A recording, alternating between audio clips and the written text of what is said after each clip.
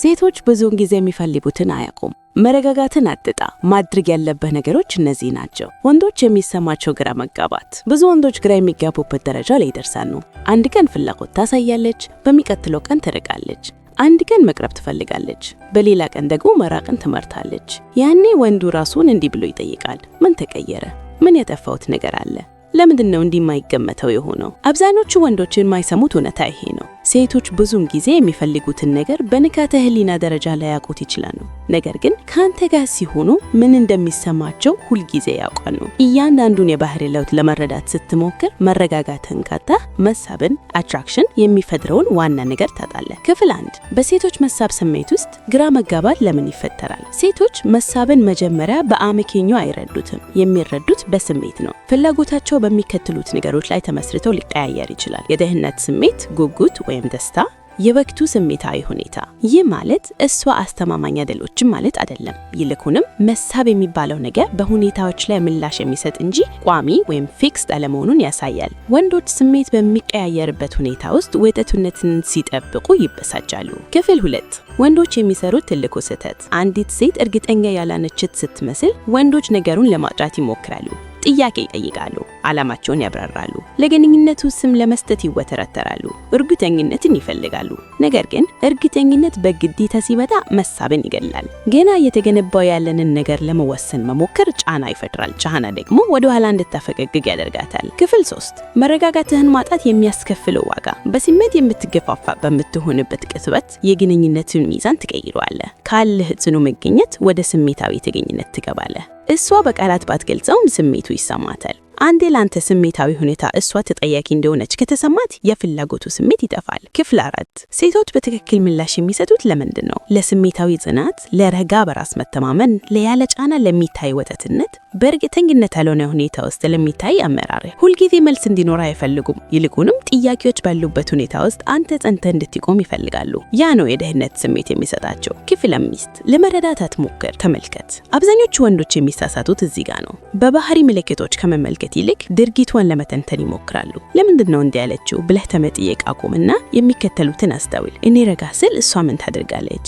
እኔ ሳልከተላት ከሆነ ምን ይፈጠራል? ባህሪ ከቃላት በላይ እውነትን ይናገራል። ክፍል 6 ተወላዋሊ ምልክቶች ስታሳይ ምን ማድረግ አለብህ? ተወላዋሊ ምልክቶች የሚፈቱ ችግሮች አይደሉም። እነሱ መረጃ ይዘን ናቸው። ያንተ ምላሽ የሚሆን ያለበት ረጋ፣ ጽኑ፣ ማይቀያየር መሆን አለበት። ግራ መጋባትን አትጋፈጠውም። በጣት ያልሆነ ባህሪን አታበረታታም። ግልጽነትን ለማግኘት አታባርርም። አንተ በራስህ መግለጫ ላይ ጽኑ ትሆናለህ። ያንተ ጽኑ እውነትነት እሷን የእርግጠኝነት ፍላጎቷን ያወጣል። ክፍል 7 በስሜት አለመነዳት ያለው ኃይል። በስሜት አለመነዳት ማለት ግድልነት ማለት አይደለም፣ ራስን መቆጣጠር ማለት ነው። ትርምሽ ሳትጋፋ ትሰማለህ፣ ሳትጫኮል ምላሽ ትሰጣለህ። ስሜቶች ቢቀያየሩም አንተ ጽኑ ትሆናለህ። ይህ ስሜታዊ ስብተት ኃይል ይፈጥራል። እሷ በማይወዛዘብ ሰው ላይ መደገፍ የደህንነት ስሜት ይሰጣታል። ክፍል 8 መቼ ዶ በእርግጥ ወደ ኋላ ማድረግ አለብህ? ግራ መጋባቱ ረጅም ጊዜ ከቀጠለ ያ እርግጠኝነት አይደለም፣ አለመጣጣም ነው። እሷ ደጋግማ ትኩስና ቀዝቃዛ ለብ ሆነ ከሆነ ትረትን ካስቀራችና ሁልጊዜ እንድትገምታት የምታደርገህ ከሆነ ትክክለኛ እርምጃ ማሳመን ሳይሆን ርቀትን መጠበቅ ነው። እርግጥ ገረሞህን ካመጣላት ማድረግ የምትችለው ትክክለኛው መረጃም ነው። እርግጥ ስለወንተ በካው የሚቀርበኝ መትንቢት መከከኩላ ክላክ ሞኪዮላ። ክፍል 9 ይህ መረጋጋት መሳብን ለምን ይጨምራል? ግልጽነትን ለማግኘት ካለሳደዳት እሷ ኑትን ወትማ ሆደ ጥቅንጥሁ የንደኩይቷ ተፈር ባለ ዘይ ባህሊም ነኪተ ዮና ዘተወፍ ኪራይ ዝትኬሪ መታበደቂ ሱኖ አካሙ ሰታለ ጊታይ ሰታከልዚ። ክፍል 10 ይህ መረጋጋት ለሴቶቹ በውስጣዊ ታዋዥነት ምን ያስተምራቸዋል? ያንጠ በዘመን ቲቢሲንጌል አካንቶ ያበኑ ወዶን ጂፊል አመይቲን ፊል አስሪዝ ሰውነቱ አካይ ማክዲግ በንዲ ደማያ ቢዛመዲ ኩቢል ካንቶ ማኬተባና ዋንዱ ቤጋ ካናዲ ሶከ ተሙሰ በሪከ በሞገገገ ኪለከ ተወጀም ወንቲጊ ፊላስቶያ ሞንቲጊ ተማሲንዲ ለፈዲ አሞደከ ውበያ ኪሪ አዘወኑ ሲወንዱ ቤጋንቲ ቢቶ ተፈይ ባሞሂት ይቤ ኦኒውታሮን ሪሳቦጊ ሊነን ኪሪነን።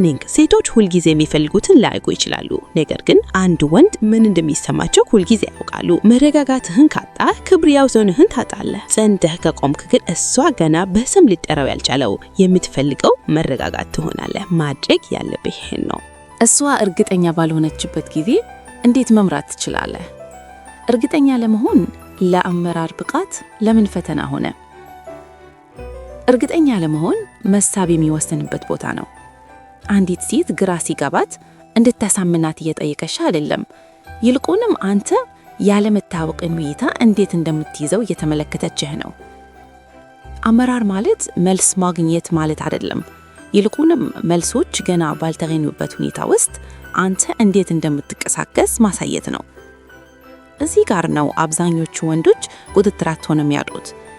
ደካማ ስለሆኑ ሳይሆን አመራርን ከማብራራት ጋር ስለሚያቀላቅሉት ነው። ክፍል 1 እርግጠኛ ለመሆን በትክክል ምን ማለት እንደሆነ ተረዳ። አንዲት ሴት እርግጠኛ ካልሆነች ብዙም ጊዜ ከሶስቱ አንዱን ማለት ነው።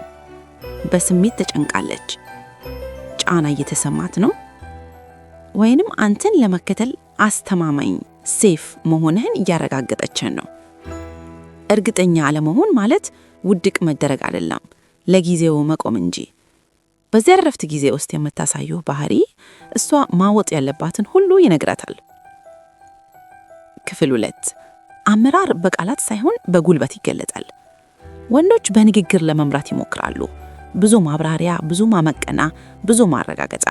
ነገር ግን ሴቶች ረጅም ንግግርን አይከተሉም። የሚከተሉት ስሜታዊ አቅጣጫህን ነው፣ ድምፅህ፣ የንግግርህ ፍጥነትና መገኘትህ። ረጋ ያለ ወንድ ሳይለፋ ይመራል። ክፍል 3 እሷ ስሜት ሲቀያየር አንተ ጸንተህ ቁም። ከሁሉ የላቀው አመራር አይነት ወጥነት ነው። እሷ ስትቀርብህም ጸንተህ ትቆማለህ፣ ስትርግህም ጸንተህ ትቆማለህ፣ ግራ ሲገባትም ጸንተህ ትቆማለህ። ጭካኔ ሳይሆን በስሜት አለመንዳትና ድራማ ለመፍጠር። ያንተ ወጥነት ደህንነትን ይፈጥራል። ደህንነት ደግሞ ለእምነት መሰረት ነው። ክፍል 4 ለመምራት ፈቃድ አትጠይቅ። ግራ የገባች ሴት ምን ማድረግ ትፈልጊያለሽ ተብለ መጠየቅ አትፈልግም። የምትፈልገው ያለ ጫና አቅጣጫ እንዲሰጣት ነው። አመራር እንዲህ ነው፣ ይህንን እናድርግ፣ እኔ ጨርሰዋለሁ። እቅዱ እንዲህ ነው፣ ግልጽ፣ ረጋ ያለና ጸና።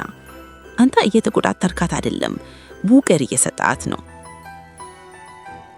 ክፍል 5 ስሜቶች ሲቀያየሩ ክብረ ወሰንህን ጠብቅ። ክብረ ወሰን ማለት ያንተ ስሜታዊ ማዕከል ነው። እሷ ስትጠራጠር ወይንም ስታመነታ ከስሜቷ ጋር አትከራከር። ዋጋህን ለመከላከል አትሞክር፣ ወይንም እንዲስማሙ አታባርር። አንተ በራስህ ማዕከል ላይ ቁም። ያ ጽናት ሰዎችን የመሳብ ኃይል አለው። ክፍል 6 ሳትጠፋ ክፍተት ስጥ። ጠንካራ አመራር ክፍተት ይሰጣል፣ ለመቅጠት ወይንም ለመጠቀል አይደለም። እውነታው በተፈጥሯዊነት እንዲወጣ ለማድረግ ነው። ስሜታዊ ጥንቃኔውን ቀንስ። አትጨቅጭቃት፣ ወይንም ደግሞ በድራማ ዝም አትበል። መገኘት ያለበት ክፍተት ደህንነት ይሰጣል። ክፍል 7 ምንም ቢፈጠር ህይወትህን ቀጥል። አመራር የማይካድ የሚሆነው እዚህ ጋር ነው።